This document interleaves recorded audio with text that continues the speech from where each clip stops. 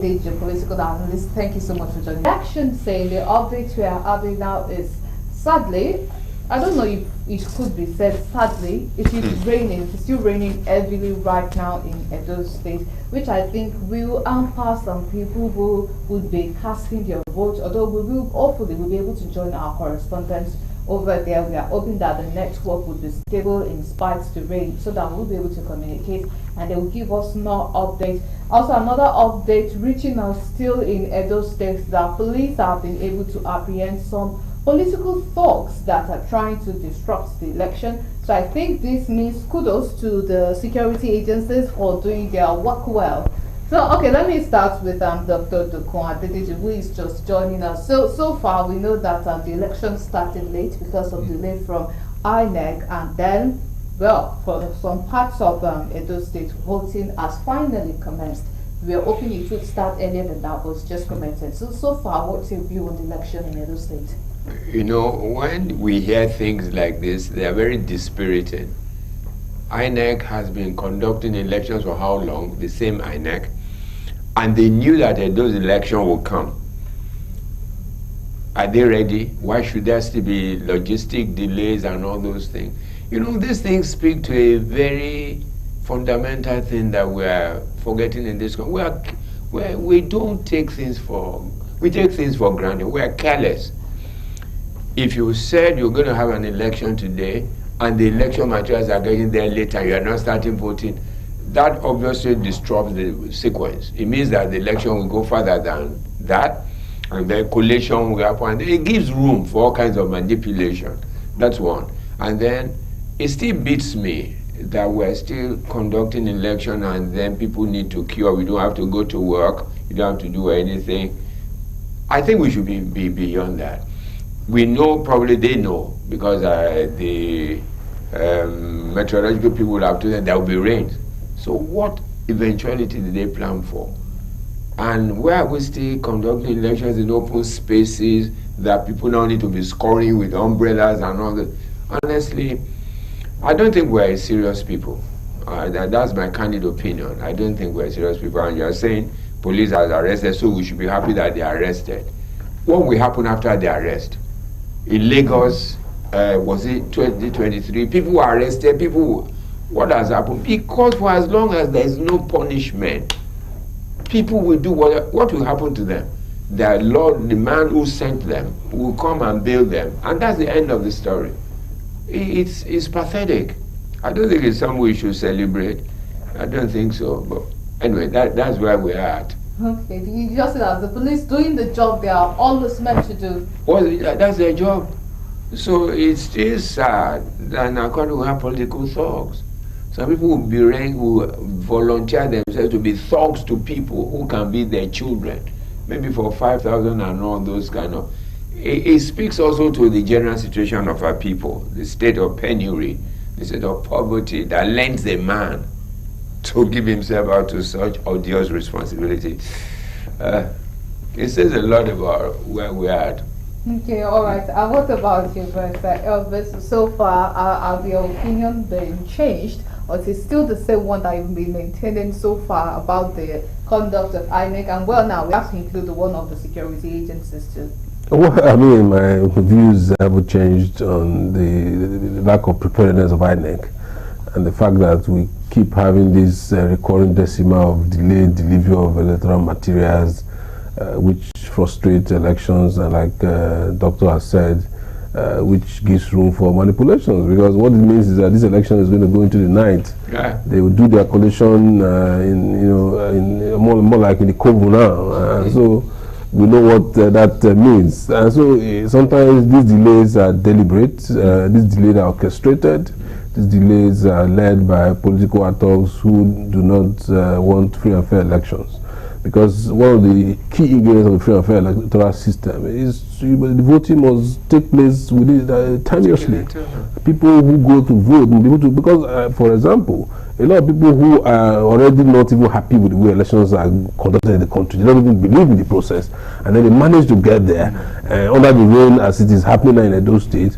If you know what has happened in Edo State, the poor state of our roads, getting to polling units now is going to be very difficult because there will be a lot of flooding in many places in those states. If the rain is heavy, if you follow development in those states, if the rain is heavy, there will be flooding in many parts of the city and you can't even move around. The roads are so bad.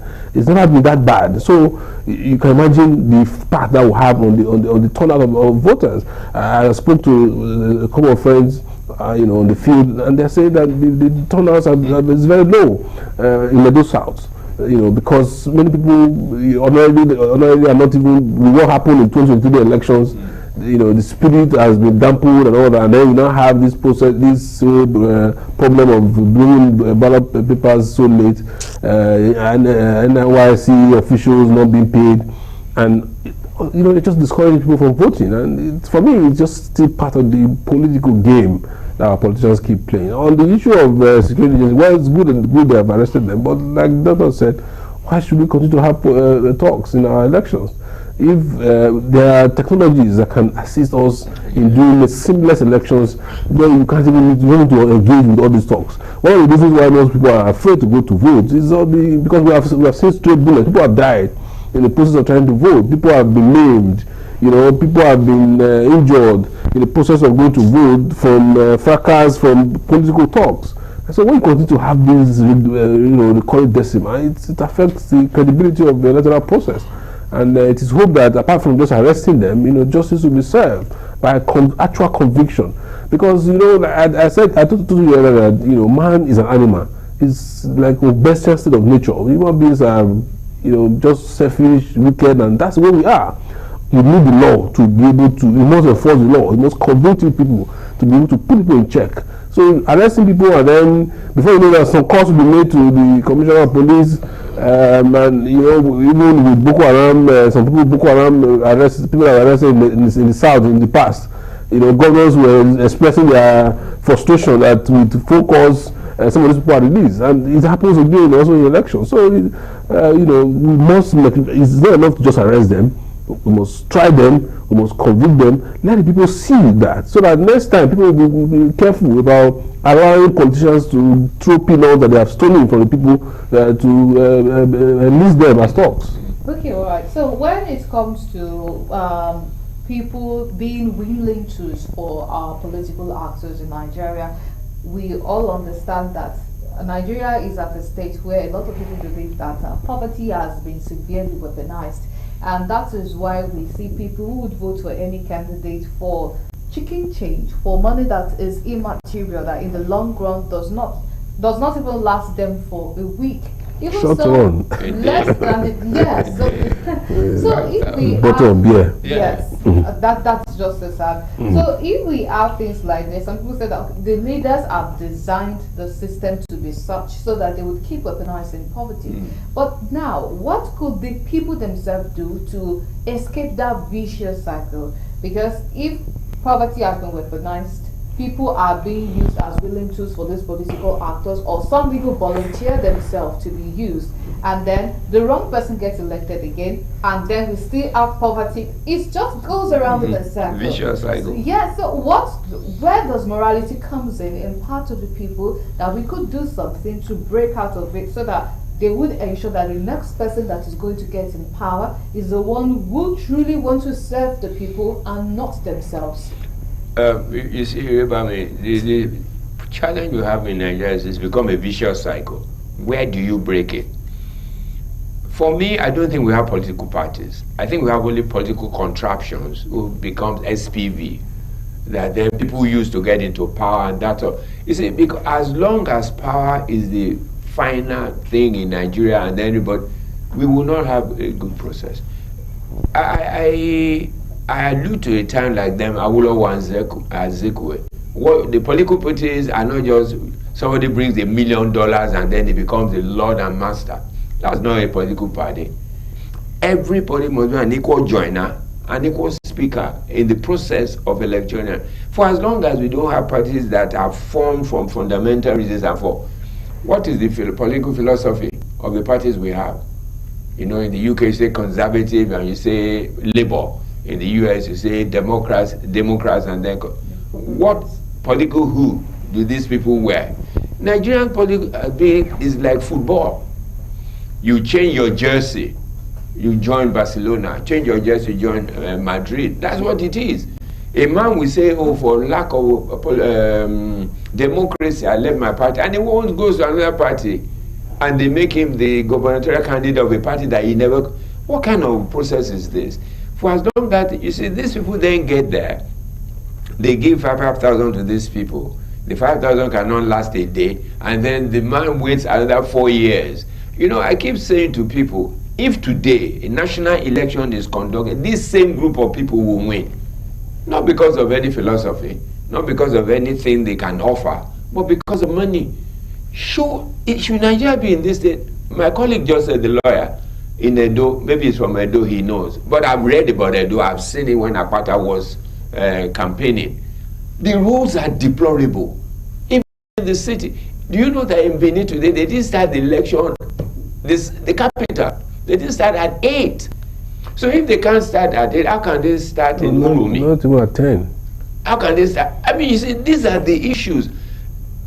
Look, INEC is incompetent. For me, why do I say that? How can you be doing the same? I'm only one state. You are finding it difficult to get logistics there. You are finding it difficult to start election as determined. And then you want people. You know, my colleague has said it. For as long as the system is like, people are personally defranchised.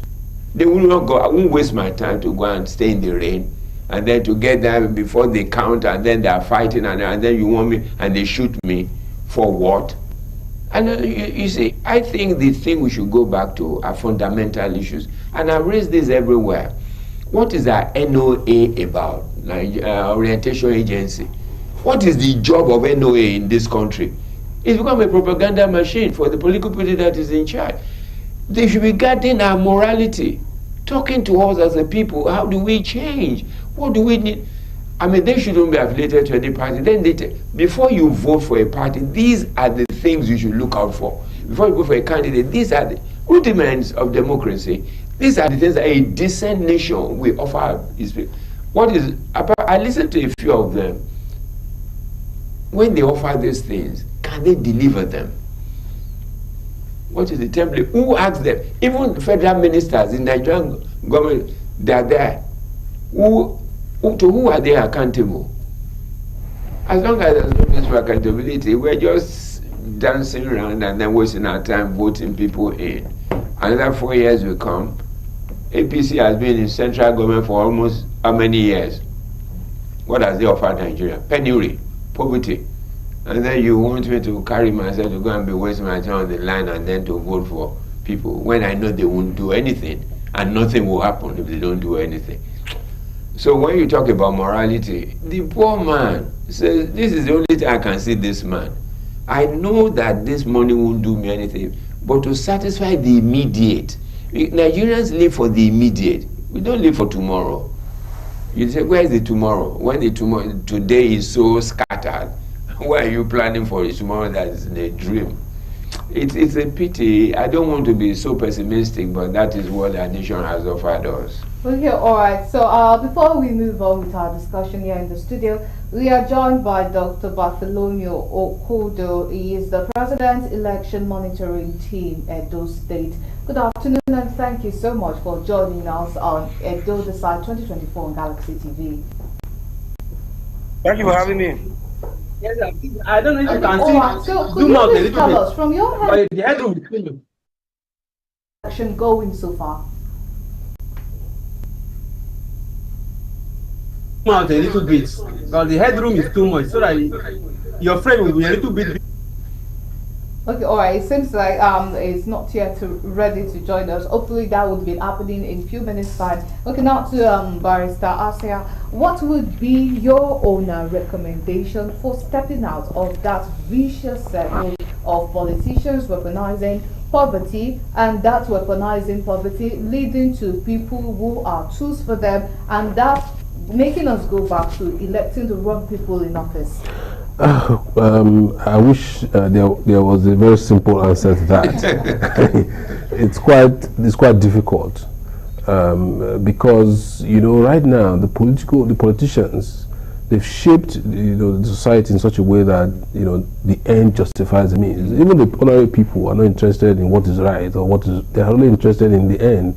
How can I make money? That's really the goal. And the politicians too, they are looking for power just because of the money. And so long as we do not have values that guides the way and manner we rationalize issues, ideologies like the doctor has said, we're not going to be able to get out of this situation.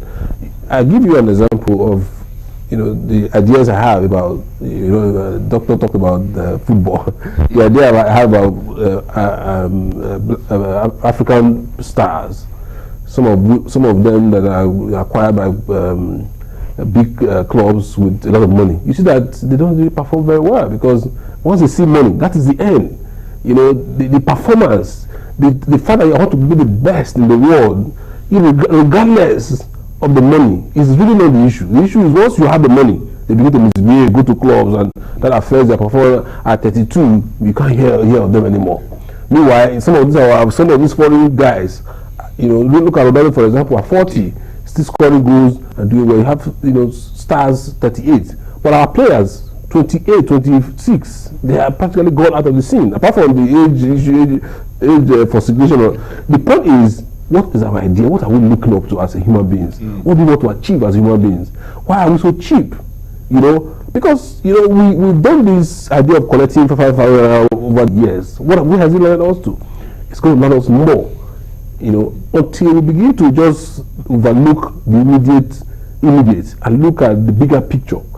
And he's talked about, like we also mentioned earlier, about the National Orientation Agency guiding us, or some institutional response to making people see the big picture, because that's the problem we have in society. As a lawyer today, and now we've gone through the being employees, and we're now employing lawyers, and then you speak to young lawyers, and you see that nobody wants to learn the ropes, nobody wants to go through the pain. Everybody wants the immediate money, and then you say you want money, and then you're giving a letter, you can't even write a proper letter. So the point is, the people, we must find a way of going back to morality, going back to ideals, character. The fact that it is not, money is not everything. The goal in life, if the goal in life is money, and that's why Nigeria is a crime scene. Every young man, if you go to my place in Benin, where you can hardly find anyone learning any trade. They are all using the computer to make money one way or the other. You see an 18-year-old building a house, doing stuff, and has that really changed the narrative of our people? No, it will not change it, because you are just looking at the money. You have not looked at the effect of that. What that means is that this young man, where that is actually stealing what belongs to other people. And then, even parents are not endorsing it and all that. So we must find a way. I don't know, it's going to be very difficult. I don't know what the answer is should be, but we must find a way to rejig our thinking, the way and manner we view life, we view character, we view, the ideals of society, community.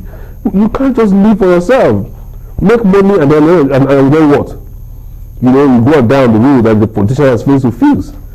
So we must realize that life is just beyond money.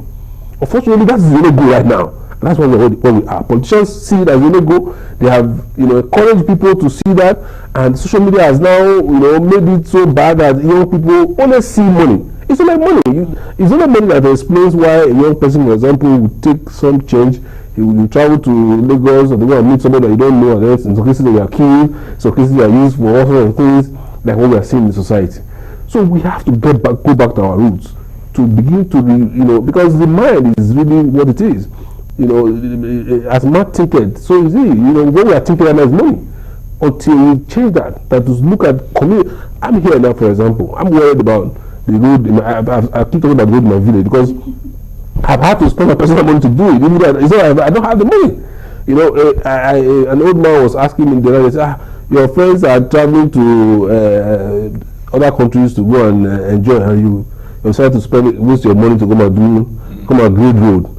Young man, why, and I was looking at him. But life is more than that. That's my place. That's my community. I grew up there. Anywhere I go in the world, that's my place. So I can't just leave it. We must begin to see that, look, life is beyond money.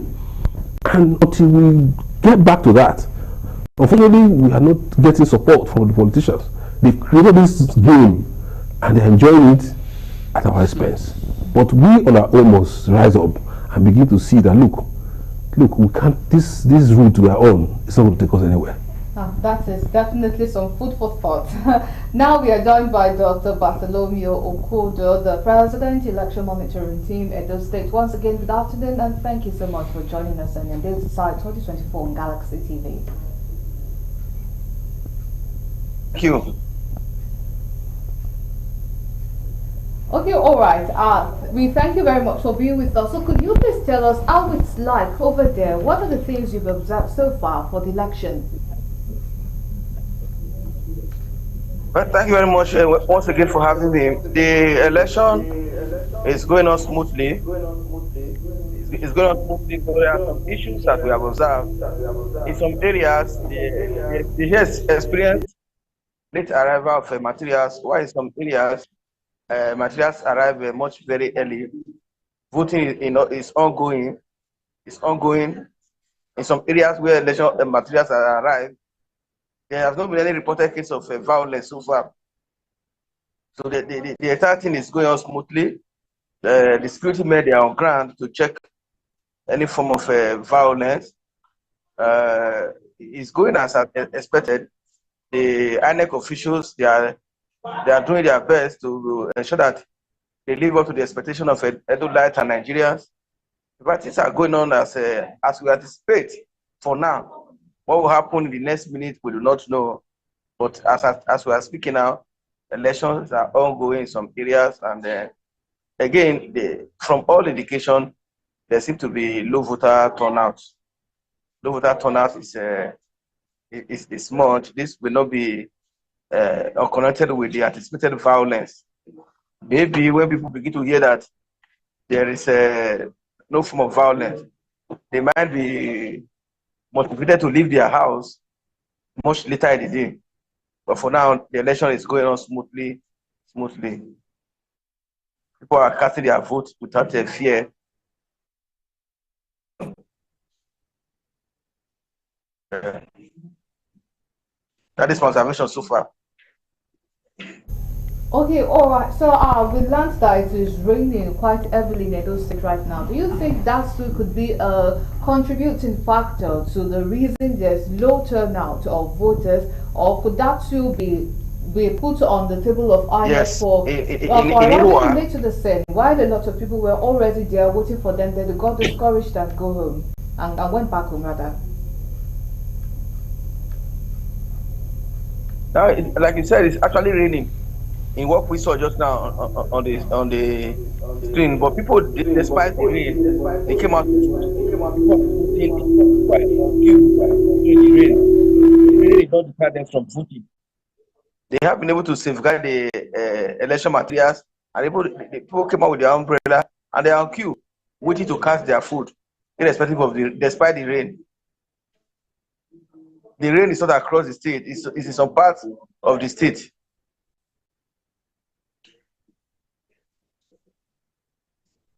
When it comes to the issue of INEC, some people think that INEC have not really been doing their best when it comes to election, and perhaps they fail to learn from past elections, because we keep having the same problem over and over. That is the issue of election materials arriving late at the scene. What are your thoughts on that? That is one issue INEC really need to address. Because preparing to the election, they have assured us that this problem of late arrival of material will not reoccur. But it's now reoccurring more than the way it was before now. I think that is one issue INEC need to address. Maybe they will find a way of taking materials to their various center days much before the election, and probably find a way to safeguard those materials. Late arrival of material is a concern that INEC needs to address. I don't know how they are going to do it, but it's still occurring, and people are worried that even at 10 o'clock, at 11 o'clock, voting have not started in some areas. So INEC needs to still look at their transportation problem. They still look at the roads. But especially these places where that are observing the late arrival of materials, the roads are bad. And then need to look at the road and divide a miss to get material to that place much earlier than what happened today.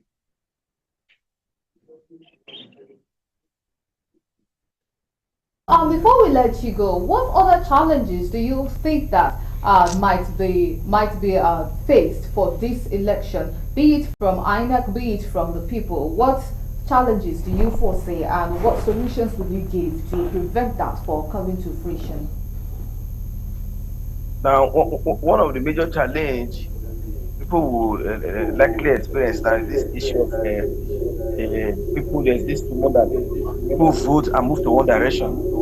People vote and move to one direction, and then they are suspecting vote buying taking place in that direction, and nobody actually knows what is happening in that direction. But when you see ants lining up to one direction, if they know that there's sugar there, so this issue of food buying is going to be a challenge, and if not properly checked, might lead to something unexpected much later in the day.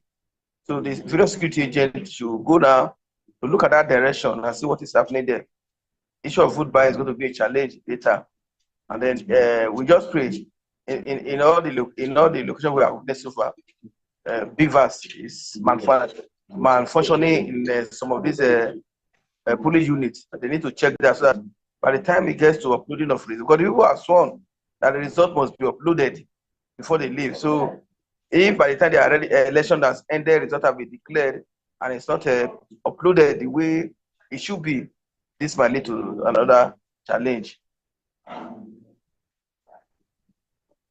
Thank you so much for that. So when it comes to this issue of vote buying, is it that we have a lot of CSOs that we're trying to sensitize people on the issue of vote buying and the importance of people not selling their vote and voting for the candidate of their choice? But if you're seeing things like this still occurring, is it that the sensitization is not enough, or people are just that hungry? Not that people are just that hungry. People have lost faith in the system. They just believe that, let me collect my own today.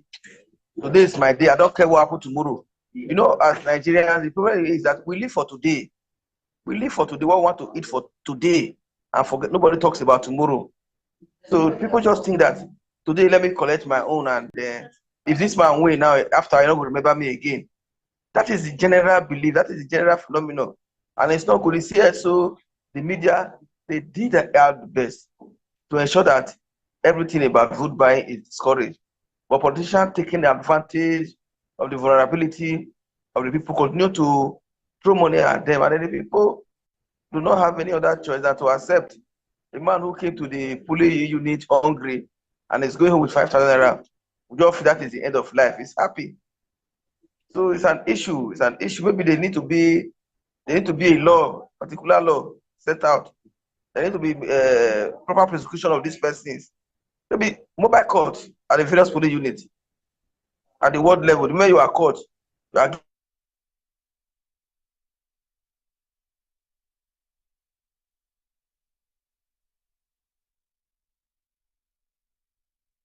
our friend, which is understandable because of the bad weather over there. Well, thank you so much, Dr. Bartholomew Okudo, the President Election Monitoring Team at Edo State. We really thank you for your input and the updates you've given to us that is happening live at the election scene over there. So now back to the studio. From his analysis, it's sad that vote buying, like he said, is already taking place in these communities, in these polling units. They vote, they fight to one line, and the ant analysis he made was quite an interesting one.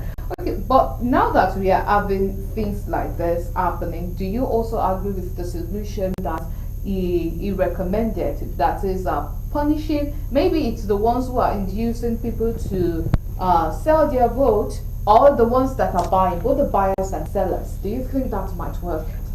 If you remember, when you called me to appear on this program, I was reluctant. And I'll tell you why. What are we talking about today that we have never talked about in the years past? What has changed? Why do we then turn ourselves into megaphone? and then we say the same thing, we say the same, nothing happens. You know, let me tell you what is happening that is discouraging people. It's a long chain of ineptitude. If these people are caught by the police, as you said they've been caught, they take them somewhere, they are free before the end of this election to go to another polling booth. And then you talk about vote buying. Who is buying vote? Who is giving money? Don't we know if he sees it and he's talking about it, what is anybody doing about it? Nothing. And the lawyer is there who educate us. There is a law that says INEC can arrest and prosecute. Who has they prosecuted? You know, the fundamentals of this is this. The only president that has come out of this country to say my election was flawed was Yar'Adua. Although he won, he became president, but he said, no, this election was not a good election, I admit. And he set up the Ways panel. What Olisa and all of them were part of it. Who has published the Ways report? They will just take one that suits them, knowing that if they follow that thing, we will not be in this mess. They don't. They don't have the courage to, because that is their trade, their stock in trade, corruption. And for as long as Nigerians are like this, beg for 5,000 for today, they're happy. The politicians are happy. You think, you know, it's so painful. Look at the National Assembly. They're a rubber stamp. And so if somebody sits in a Edo state, you want you to go, he sits at and you see the opulence in which the president moves. And this time of austerity that you are saying we should not eat, and then the man knows that you tell the man not to collect 10,000, it will be difficult. You see, people's morale are so down. And you know, I said it to someone, if we don't, the organs of government, what are they for? Does the president or does the government today understand why NOA exists? They don't. NOA is just part of Ministry of Information, and then, okay, go and tell people, go and, that's what we're doing. As both of us said, if NOA is rejigged, and then we go back to this issue of moral and character, show me in the line of our political actors today, character. And then you want a young man in Edo not to do yahoo yahoo. When a man who, the only job he has ever done is politics, and he was in assembly, and he parks vintage cars in his sitting room, and you put it on, and everybody sees it, and is looking around to go and buy Daimler, whatever it is, a Rolls Royce. And then the young man sits there and say, why should I bother myself to go to school? The thing that speaks, as Isaiah has said, is money. If you don't have money in this country, you're a dead meat. If any of the politicians is caught today, nobody can charge him to court. I'm not sure that this is appropriate, but do you know, I was watching TV today, constitutional lawyers are now complaining about the judge who said the defectors in Rivers State is a pre-election matter. I'm not a lawyer, but I said to myself, excuse me, so tell me, who judges the judge? Election. I mean, so, you know, the thing we don't, I call it a vicious cycle. Where are we going to break it from? The issue of morals and character. Show me the Nigerian leader that Nigerian can say, oh, this is someone I want to be like. That's where the problem is. And so the man in Edo, when you give him 5,000, you tell him not to collect, you're joking. Well, they don't want to be like the leaders, but the money aspect, just the money aspect, they want to be as rich as the leaders, but probably, and the influence and power that they wield. That is it. If the power of example. Oh my God. Look, I'm an international person when it comes to reading politics. See other nations who progress. In Nigeria, I've said it. Where is the philosopher king? No Nigerian leader comes there and inspires you with his speech. Because he's not the one who writes it. Somebody has written and he comes and he stumbles over it. He doesn't even believe in what he's reading. Because he doesn't even know it. He doesn't know it because it didn't come from him. So how can he abide with something that is alien to him? We don't know that these things matter. There's no connectivity with the electorate. If a man comes, he talks and talks. The man is not listening to what you are saying. He's listening to the money that will come. Because you haven't said anything that he hasn't heard before. And you have not said anything that will change his life. So, this will don't come again. Make them just give me my matter, make I go. We may think we're just talking here. If there are no fundamental changes in this country, it will be continuous like this. You know what fella said? Perambulator. There will be activity, there will be no motion. Motion, but no movement. We see it. It's everywhere. But show me the movement from yesterday to today. If INEC of 2024 can still be talking about vote buying, can be talking about late logistics, when are we going to stop? Only one state. Oh, look at the security men that have been deployed to Edo State. They have not been deployed to Sambisa. They cannot. Professor Udenta said something on Arise, and I thought very deeply about it. You deployed for 43,000 men to go for election in Edo. Just give 20,000 to Benue people. They will go to the farm. But that's the way we think. That's a priority. It's a major challenge. It gets me depressed. It gets me depressed as a Nigerian. I think what you said, we could also infer from what our very service Asia said, that it's a game that it seems it has been rigged, that only favors the politicians and not the masses at all. You're right. I mean, he's right. The law is clear on vote buying. Yeah. In fact, both the buyer and the seller is illegal. In fact, it attracts a punishment of up to, I think, a year or so imprisonment, and there's a fine, in some cases. And so the problem is we are not enforcing the law, and we are not, we're not enforcing the law. First, in the area of policing, getting people arrested, having the requisite evidence, and then prosecuting people, and then having the appropriate judicial system that can convict people. You see, we don't seem to understand the fact that everything comes down to the judiciary. Everything comes to the judiciary. If you are having, look at the challenge with Ogun State and the award that was made against the federal government, for example. Do you know that it had something to do with the judiciary? Because those people, they are representing in Nigeria, had gone to Nigerian court. They didn't get any justice. The case didn't move on. So they withdrew the case and went to go on arbitration, or international arbitration. And then before you know it, they got this award against Nigeria and everybody's running all over the place. Everything comes down to judiciary. If you don't have a proper judicial system, you are not going to be able to enforce the law. You're not going to be able to put the security online. Look at all the abuses that you will get from the police and other security agencies. You go to court, it takes years. I have a case that I filed against the police in respect of a client since 2018. It's not the fundamental right application. Under our law, it's supposed to be an urgent matter. It's supposed to be a matter of urgency, because the rights of Nigeria, as guaranteed by the Constitution, is supposed to be, above everything else. And yet we are still there. That is just an application. Imagine what will happen if you have a land case, right? There's a land case that Chief Rotimi Williams of blessed memory filed in 1990. I concluded it in about 2018 or so at the High Court of Lagos State.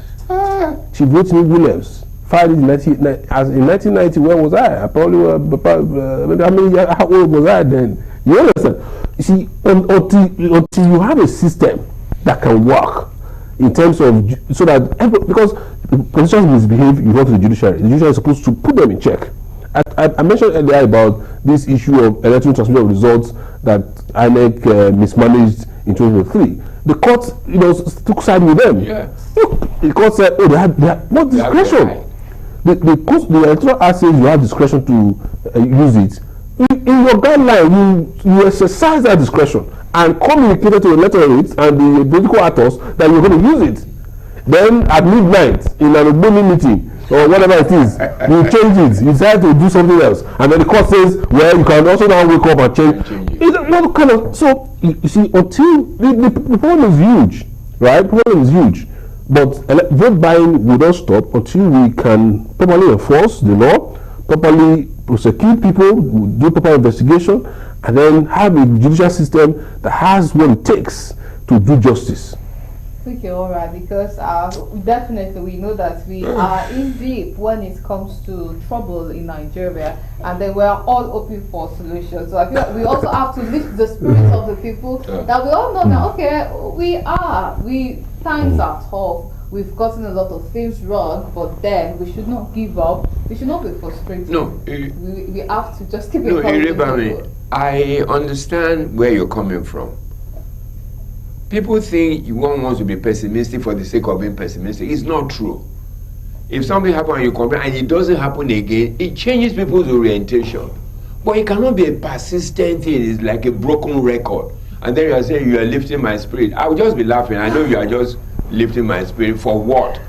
Lifting my spirit for what? Because I live here, I see it. You understand what I'm saying? So the man on the street, look, the lawyer has said it. How can he, as an individual, be mending roads? And somebody is not an old man, older than him, probably like his father, say, why are you wasting your money? And then you say, how much of spirit can I lift of that man? He has seen more than the lawyer has seen. And he says, this young boy doesn't know anything. Money that you use to take care of, you are using to mend road.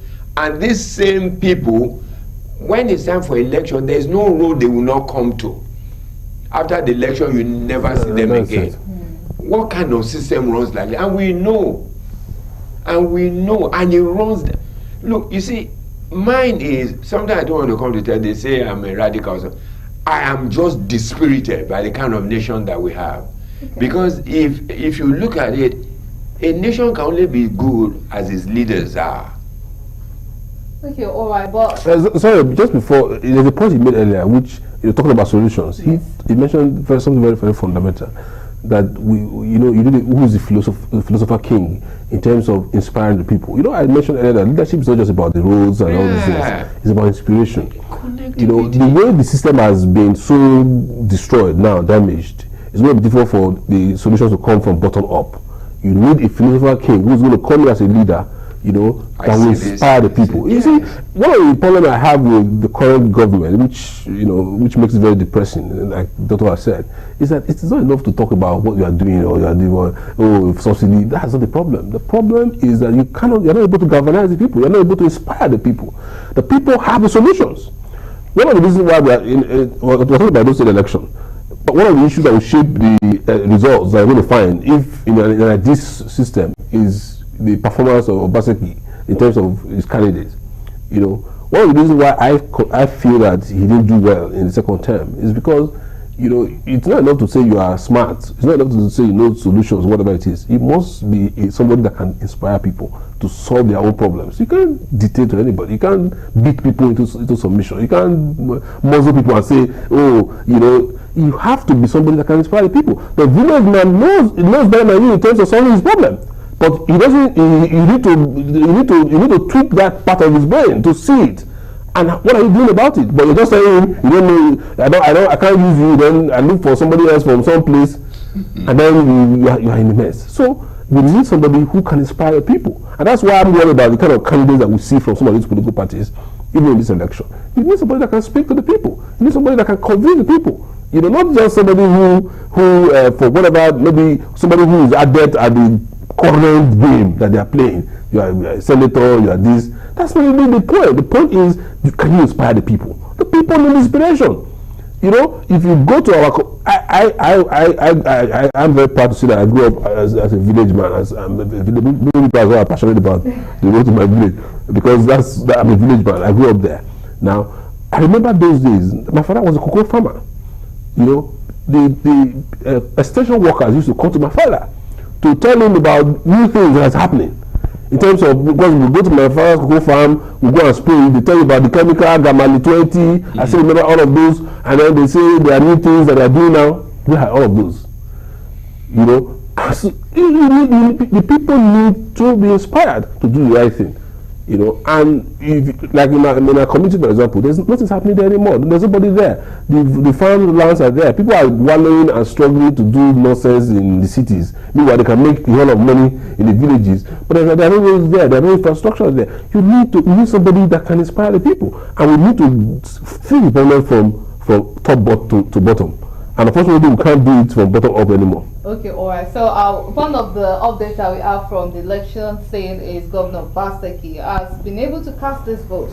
So hopefully this will probably motivate some people to come out to come and cast their vote, which I feel like my guest here don't really want to talk about motivation and things like that. So Dr. Adedeji, before you came in, we were talking about how our culture to some extent influenced us to be this group of people who don't protest, who don't talk back, but we were brought up to endure the things that is happening in our surrounding. So instead of facing that challenge, we just look for a way to adapt to the situation. So could we say that this is also what is playing out here? But now instead of the not speaking out part, the one that is always adapting to things in the environment, we are also notorious for everyone minding his own business. Could we say that this is the peak of everyone minding their own business, that we see politicians only caring about themselves? The person who is going to collect money that is going to collect bribe is only thinking about himself. He does not really care about him voting for the wrong person and then that pushing out the right person who's supposed to get into power. What are your thoughts on that? You see, I'm glad you said you are discussing. Let me tell you my views. We were never like this. What happened to us? Something happened to us. And the thing that we most, when I was growing up in Lagos, you won't see a dead dog on the road that a car hit, or even a fowl. It will be there. But today you see dead bodies for hours and people taking pictures. We got dehumanized along the way by the kind of system we run. A system that does not care. You know, a time in Nigeria before, as my lawyer colleague said, communities will build post office. After all, we would discourage people from having a say in the things that concern them. We thought government would do everything. And government was nowhere to do anything. And you see, the government we run in Nigeria, people say we go parliamentary, we go, I don't care about the system. For as long as we have the same set of people, the same thing will happen. We need to rejig our morals. We need to go back to Eden, about value system, about what the things that are important. In those days, they would say you can't marry this first family, in their family they steal. Today, you will go and marry even the family that steals. Because when they want, you know, when we were younger, and when people were getting married, they do introduction and all this, the sitting room of parents. Where do they do them today? Halls. You see, when we talk about culture, culture does not evolve outside of people. It depends. When you will start doing spraying, in those days you will say, well done, I paid the musician to come and sing. Why am I spraying him? If you work hard for your money, will you spray? Anybody who sprays in Nigeria should be arrested. And you see, because the taxation we have is after poor people, your salary, your this. What about people who declare money? Look at the banks. They are the only productive sector in this country that declare profits. What do? The manufacturing companies declare losses in millions and billions. They produce. What does the bank do? They loan you at exorbitant rate. You see, and who are they? Go and see the bankers, they're the billionaires. Anybody in Nigeria is called a billionaire. Nobody interrogates what he does. That's why drug barons can be called billionaires and we're all making noise. Because that is what our system has become. Until, you see, this thing, as we said, is very fundamental. We cannot correct this country from bottom up because we destroy those people. A leader in this country who wants to help must commit class suicide and say, I used to be like this, but I want to leave my name in history. And then I say, oh boy, those of us who don't steal this, and that. They say Murtala Mohammed did it. That was why he was successful. But today they were not willing. Why does anybody play politics now? They don't have a second address. In America, a man was a senator. What was his name? I forget his name now. He left, became president of a university. He left the Senate. In Nigeria, tell me where they go to when they leave. They don't go anywhere because there's nowhere else to go. Yeah, they go to Abuja. They never return to their cities because Abuja is where the gravy train is. These things are things that we can begin to do something about, but nobody is willing. And that's where we can blame the people all we want. It is what they see. And it's their survival thereafter. Okay, all right. So now we are joined by our correspondent, Dele Fason, who is joining us live from Edo State. Good afternoon and thank you so much for joining us at this time. Dele, how is it going over there? Good afternoon. Thank you for having me. Okay, can you hear me? Can you Could please you take bring the us up question to date? again? How is it going out? Your hand over there. You say what, please? Hello? Hello? Okay, can you still hear me? If you can hear me, could you please bring I us can hear up to you. date on how the election is going over there? Sorry, I cannot hear you at this moment. Yes. I can tell you, presently, I'm at a place called Asoro Primary School here in Sakmomba in Oredo local government area of the United States. Earlier on, I was at Emopai Primary School where we spoke with the governor of Edo State, Godwin Obaseki, where he told us about the exercise, the peaceful conduct of the exercise in Oredo. But earlier on, even before I got to where the governor is, I met with the DIG election, talking about DIG Frank Mba, who told us of the arrest of two hoodlums with firearms that were arrested around the Oredo axis. They were arrested with firearms when they tried to adjust some materials that they are presently in their custody. But above all, he gave kudos to the policemen. Like what we saw, the policemen, they've been civil since morning, since when the voting started, later on, past 9 to 10. They've been civil in their dealings, in relating with the civil populace, while the military are also are not harassing people. The only issue we had earlier was materials arrived late in most of the polling units here in Oredo before voting started. And the rains, it rained cats and dogs heavily. Past 10 o'clock till for over an hour it was ready. Now behind me to say still drizzling. So the voters have even gone out. They are in the pavement of schools there where they are doing their voting and accreditation simultaneously. The exercise generally around here has been peaceful, except for that early morning issue. And he also made us understand that some persons were arrested, who dressed as police officers in Ogbe Primary School. I was there earlier this morning at the rec center where I gave a live feed of what is happening. So those are the present situations now. It has been peaceful. Voters have been trickling in and out, and INEC says they'll be allowing them to vote on the last man who is on the queue votes. So that's the present situation over the balance. Okay, all right. So we spoke to Dr. Bartholomew Okodo, the President Election Monitoring Team in Edo State, and he said that they were catching a whiff of vote buying at their end over there. Do you have something similar? And is the security agencies or INEC doing anything to ensure that vote buying or selling does not take place at the polling units? That's correct. That was a correct update, because at a Mopai there where the governor voted, there are a lot of incidents there of vote buying. When somebody votes, they'll be monitoring them and they'll take them behind the classrooms. Even the police there are helpless, because when they see them, they do nothing. And the presence of the EFCC officials were not fair there. So they do it in a way that they see the voters, they signal them, they come after voting, and they go behind. While coming inside this premises, this Asoro Primary School, somebody was calling a particular party, was accusing a particular party of buying votes.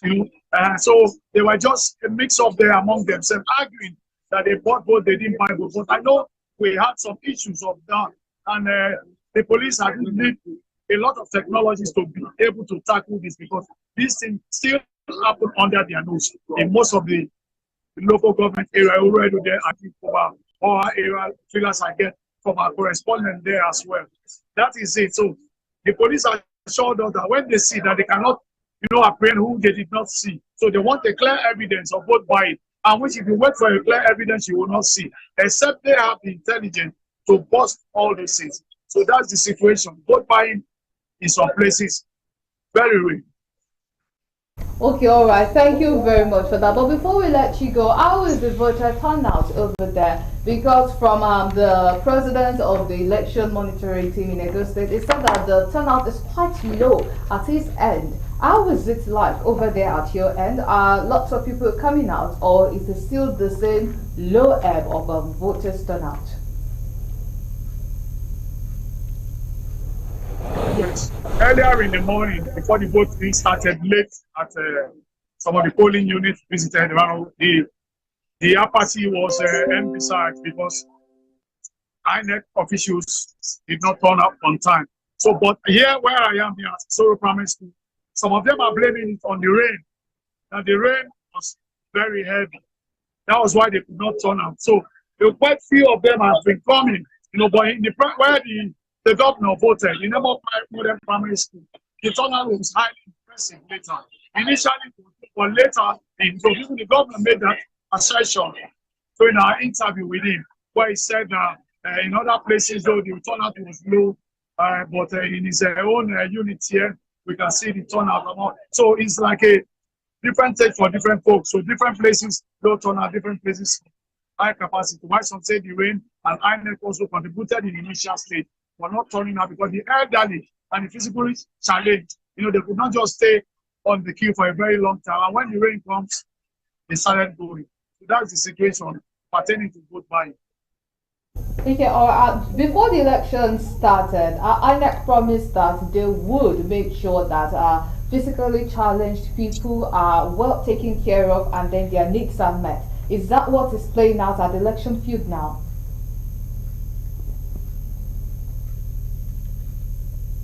If I hear you clearly, talk about INEC position and physically challenged earlier. Earlier on in at MO5, where the governor voted,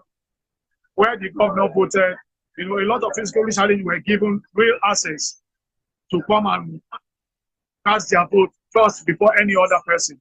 When they see anyone that's physically challenged, they bring that person, they make sure he's accredited and votes before leaving. But here is very few. I've not even seen anyone here, any physical challenge here. But at the mobile primary school, at least it really played out because those SPOs, supervising officers, really called them, say they should come and vote, and it gives them those priority attention.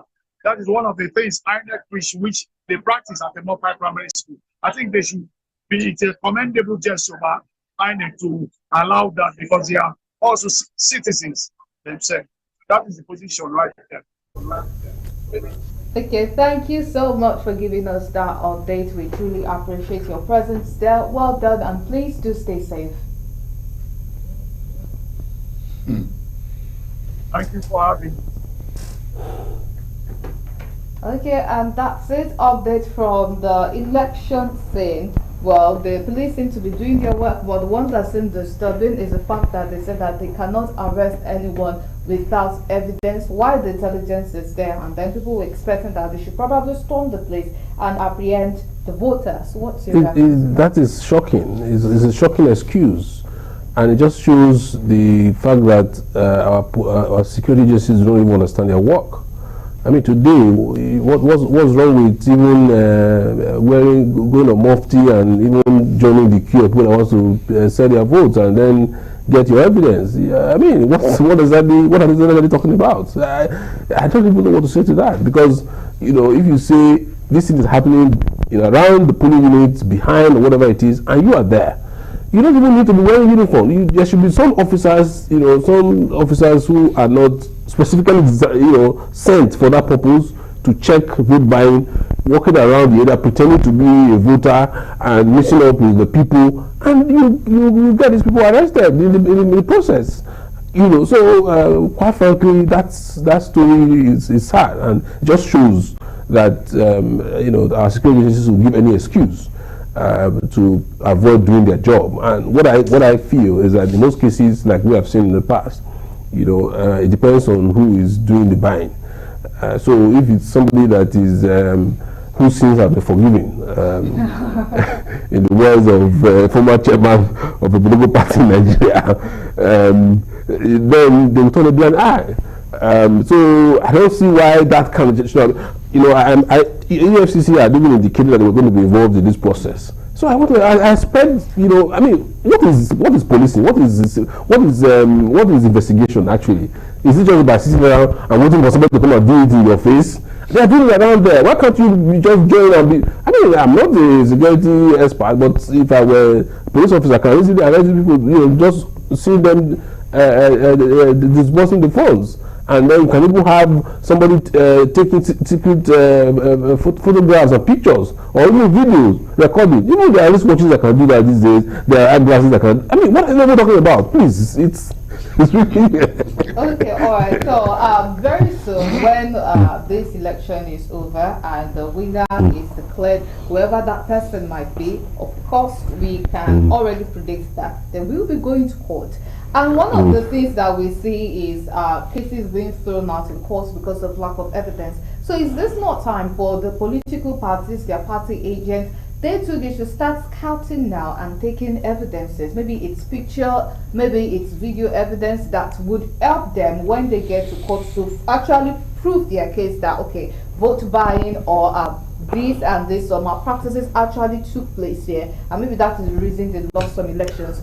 You see, politicians are very smart. They've designed the electoral process and litigation in such a way that they've made it practically impossible for you to challenge them after they have stolen the mandate. I mean, this is something that they have put in the law to even prove, to even establish the fact that there was the election was manned by malpractices, whatever it is almost impossible. It's almost like you know, it's even the burden is even higher than in criminal cases where it is said that you have to prove beyond reasonable doubt.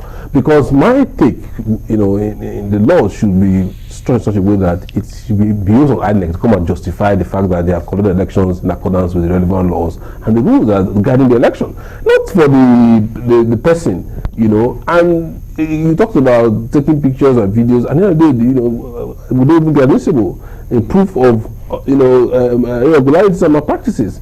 You know, what plays out in court is a totally different ball game, which is why they will tell you go to court. Yeah. Because they know that, you know, even legally speaking, even if we are doing the right thing with the judiciary, it's very difficult for you to prove. And that is because the politicians, like I said, have designed the law, even the law itself, the electoral act, in such a way that once they have succeeded in getting victory by whatever means, the other person, the person who is crying, will not be able to get justice. Okay, all right. And what about your Dr. Did you what do you have to say about that? I mean, the lawyer has spoken, but if you follow what has trended in the Nigerian system, show me where all these things have been admissible. They will tell you, I mean, what evidence does anybody need to say there's vote buying here? If the journalist can say it, why is it difficult for this man or the FCC man? I mean, it's obvious. You see some people in one corner and they are collecting money. Is that a bank? Is that a POS? Is it an ATM? You know, the thing is, we're just not a serious people. I said it to you. You know, in other countries where there are elections are conducted in places where there will be CCTV. You can see what is happening. Can you do CCTV in an open market where they are doing their own election?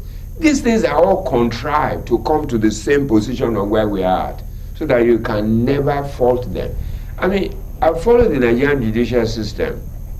I've never seen something so patently inoperable like it. And you can see that it's against, that's why you see people do self-help, is that lawyers, what you call it. When you see a landlord, he comes, he takes up the roof. Because he knows if he goes to court, the man can make sure that the registrar never presents the case. What kind of system is that? He's been doing a case since 2018. It hasn't been concluded.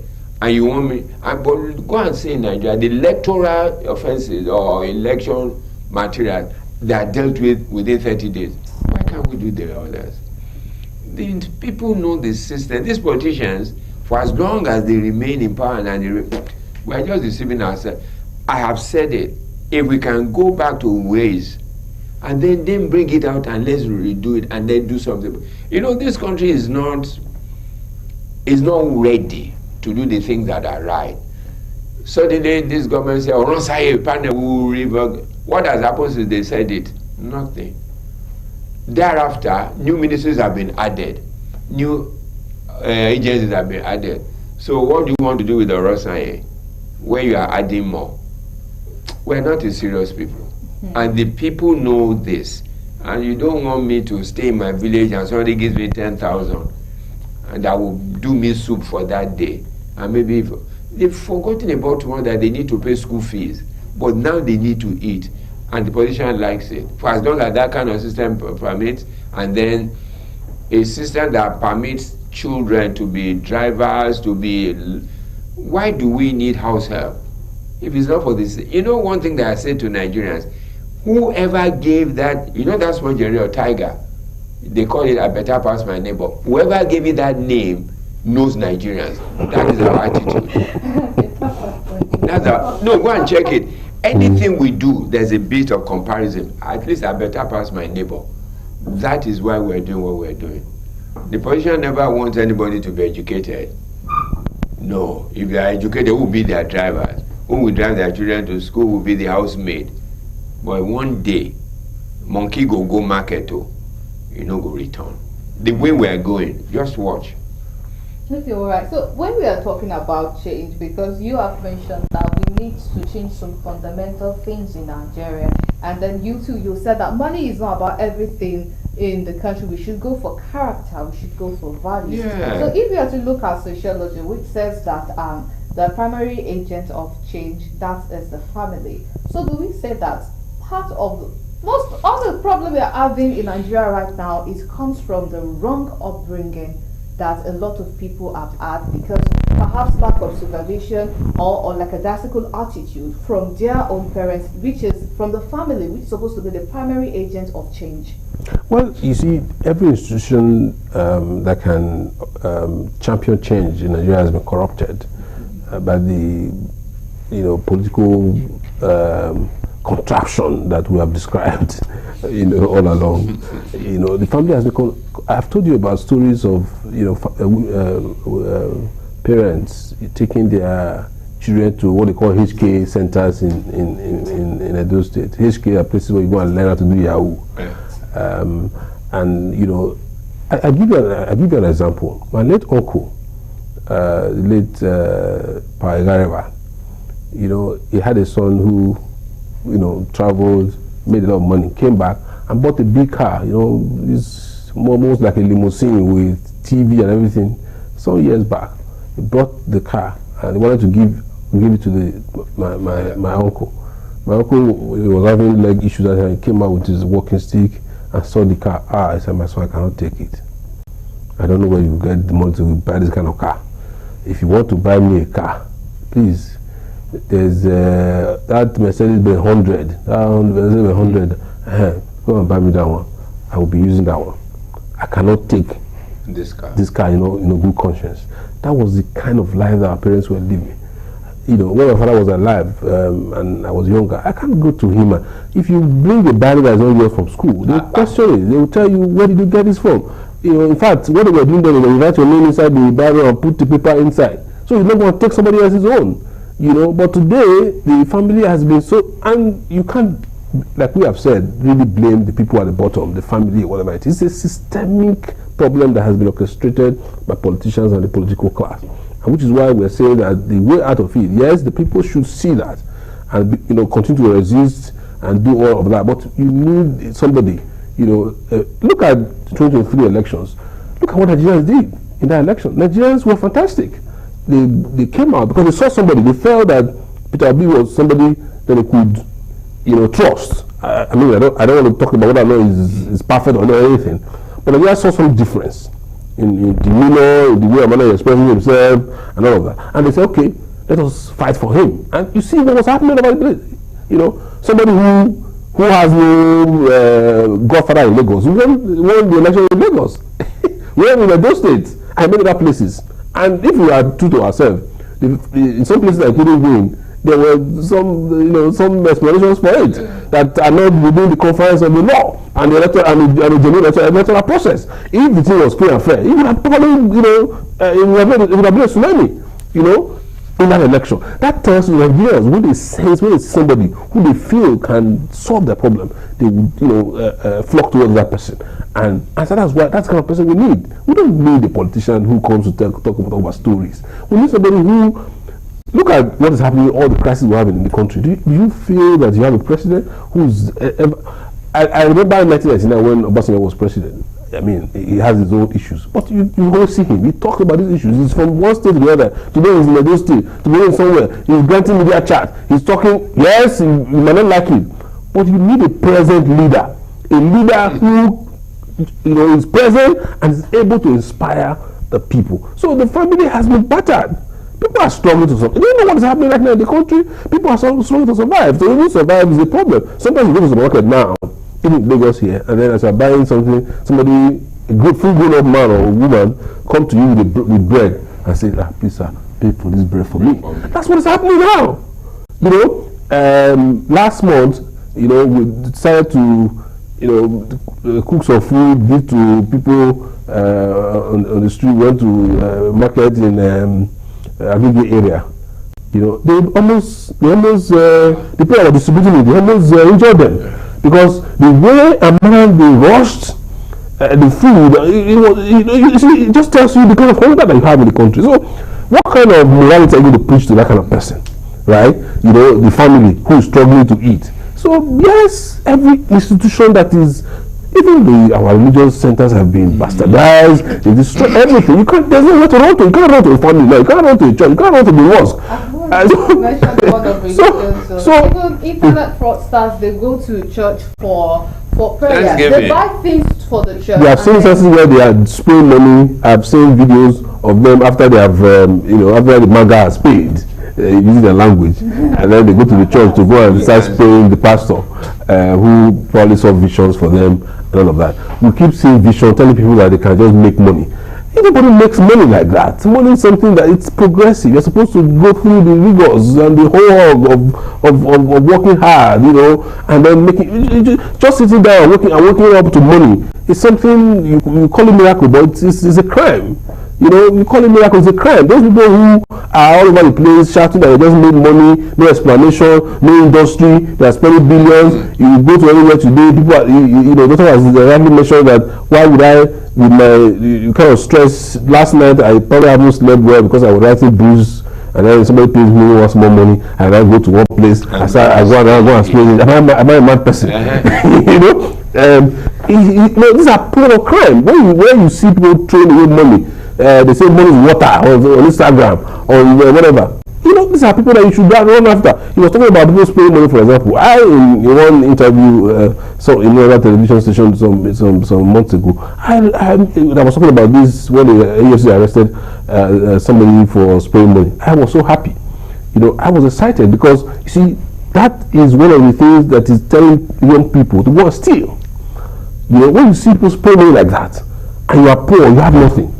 What recourse do you have? So the family unit has been destroyed, and right now cannot play the role it should play honorably.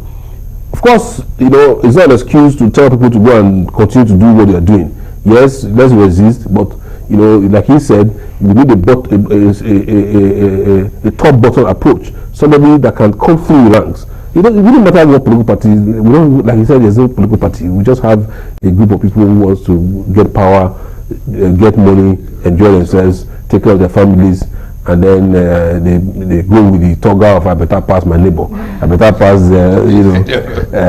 that's what we have, So, but we need somebody who understands that. Look, money. What do you do with the money? Even as a quote, as young as I am, I can't even eat. What they say, don't eat this. What am I going to do with the money? So you can't eat, you can't drink like that. You can't. At the end of the day, what exactly are you doing? All the things you are spending money on, you are wasting it. Apart from the normal food, education of your children, having a roof over your head, everything you are spending money on, it's a waste. And so you can't continue like that. So it's not the family's problem. It's just that it's probably as other institutions in society have been destroyed. You see, everybody is swarmed. That's the challenge. True, sociologically, the family is the fulcrum of change and upbringing. But look at what the family has gone through. And so when, he said something about his uncle. Whereas somebody will say, this uncle, I better bring motor for me. That is the level we are gotten to. The thing, look, we can talk about this and walk away. The fundamental issues are forgotten. if we don't deal with these things, it will get worse and worse. Because young people, I was watching, was it on social media? They were saying, they asked the small boy, what would you like to learn? He said, Yahoo. Yeah, that's it. I mean, because he has seen people who didn't work for their money. How many politicians in Nigeria work for the money they are spraying? Why should they earn? I think what Sheun Kuti was talking about, how do you pay a footballer? Maybe he was just being extreme. How do you pay footballer those kind of money, and you pay a nurse, PTs, you pay teachers, money that cannot take them anywhere, and yet they taught all of us. And you say that's a system that does not have reprimands for people that are wrong, a system that does not honor people that have done right. In Nigeria, I don't want to be specific, somebody in very big position, authority of curtailing stealing, stole 100 and something billion. He's still in court, and then they banned him in his town. What does that say? You know, you were saying something about culture, about it. We created it because we wanted it. And you know the way we're going, when we get to rock bottom, something will give. It can't continue like this. So there's no way it can. A time will come, then the elastic limit is broken. And you say, sorry, we need to rejig. If we don't do that, you just, very soon, you know, your reporter said they were doing it behind. They'll be doing it right in front of the policeman said will take his own. We've already reached this point that shame is no longer everyone does what they want. Forget it. And then at the end of the day, they still go scot-free. You can't even have shame because the system is designed for you to be shameless now. I give you an example. Somebody that earns 70,000 in Lagos, you can't live in Lagos. You probably can't even live in Ogun State genuinely. You know, as a civil servant, let's be realistic. You're earning 70,000 and you're working with Lagos State government. Where are you going to live in Lagos? Where are you going to even live in Ogun State? Anywhere around here with just that 70,000. In the first place, the money is not enough to take you to work and back in a month. You know, it's not. So what are you going to do? What happens to your children? What happens to your family? What happens to other needs that you have? Then you have to know when people are bring fights to your office, to whatever, you collect money. That's what is happening. So the politicians have even now legalized impliedly people going to steal. Because if you are paying somebody something that's not going to be enough for the person to come to work, what you're telling the person to say, look, go and do something else to survive. You know, the interesting thing from what you have said, that money 70 has not been paid. They start paying it on July 29th. That's what I just read. So they are still meeting on modalities for it. Yes, and then somebody earns. Let me say somebody earns 150,000. He can't even live in Lagos. Can't. Is he not going to rent? Is he not going to eat? Is he not going to go to work? Honestly, the system we have creates avenues for roguery, and they're happy with it. You chop your own job. So how do you then? You know, you said something at that time about people not complaining that way because it's not that people are not. Do you know that people who did banned governors have been charged for treason? Yes. And then so what example are you giving? So you mean that you cannot speak? So your parents will say, if you go and I mean, you know, so that's the way docility. But the bad governance. No, the SARS protest. Yes, end SARS protest. I feel like it's even discouraged a lot of people for coming out for the end bad governance in Nigeria protest. And that saying that they were even granted bail, but 10 million naira each for 10 of them. It's not that it discouraged people. The various system of government, of governance, discourage people. Church said, no, we don't believe in it. Everybody began to withdraw themselves in the belief of that. They knew, everybody knew it was right, and they knew that the country is on a bad course. But nobody wants to stand. You know, I keep telling people, there was a man called Cardinal Sin. He was the head of the Catholic Church in Philippines. He led the protest that drove Ferdinand Marcos. If you go and read about the apartheid in South Africa, the people who led it were Desmond Tutu. I forgot one archbishop. There were 3 of them. They were clergymen. Show me the clergyman that will speak in Nigeria. You see, for as long as we don't have those sentinels of dissonance who can speak, who can do so, you want Wole Soyinka to keep talking. He's 90. Will he now go on the street at his age when Femi Falana himself is tired? But you know, for as long as we begin to lose the cream of people, people who ask you won't die for Nigeria, because if something happens to you, you're done. Your family is done. That's the way the system runs. All right. So thank you for that. Let's quickly go on this break, and when we come back, we will resume discussions on Edo Decide 2024. Please stay with us.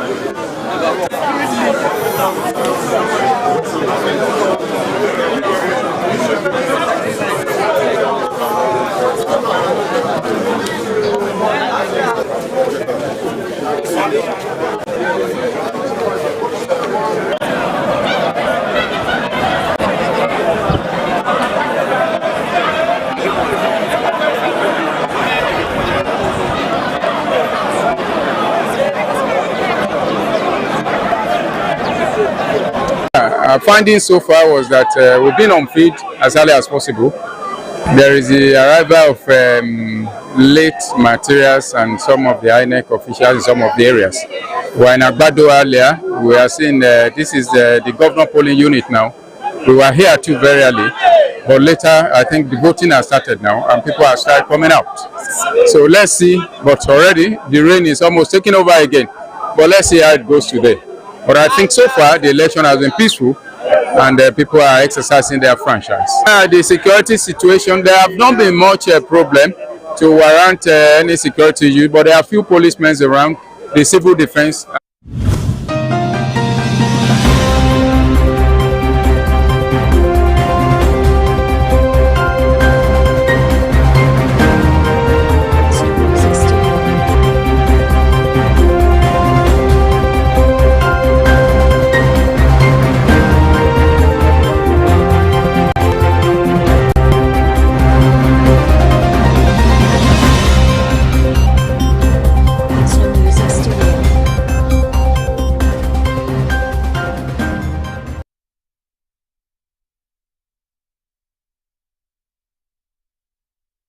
Thank you so much for staying with us on Edo Decides 2024. If you are just joining us, you've missed quite a lot, but don't worry, you can catch up with us because we stream live on our YouTube channel as Galaxy TV News and also on Facebook page as Galaxy Television. So now we are joined by Ambassador Blessing Akinlosoto, Head of International Observer for Edo Election. Good afternoon and thank you so much for joining us at this time. Okay,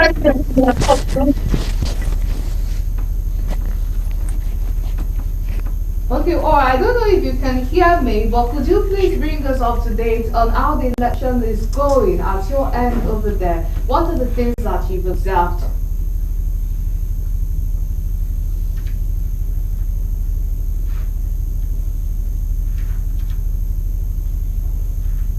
Okay, it seems he has not joined us yet.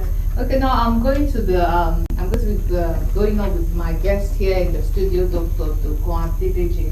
So we have this issue coming up, and then one of the things that happened before the election took place was some CSOs and groups calling for the sack of REC because they were afraid of the REC being partisan or being loyal to a particular political party and all that. Do you think that that is justified, or the person being from INEC, there should not be any of such worries because the person should not be partisan to even begin with?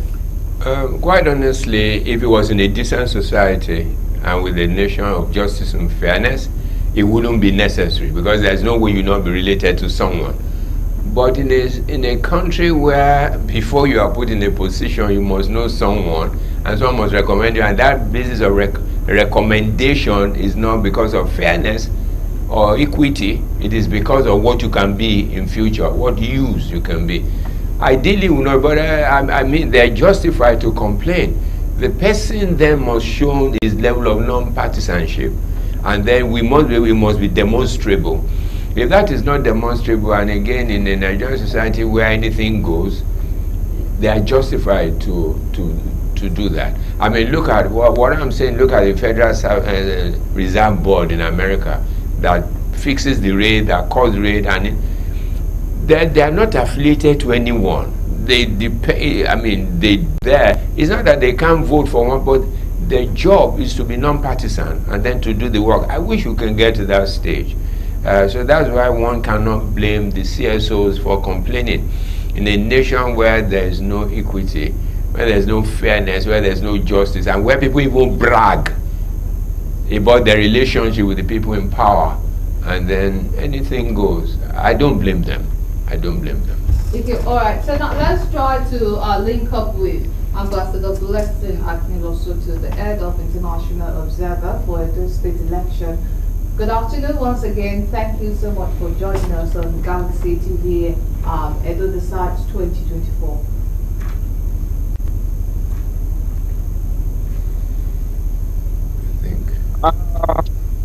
Thank you very much.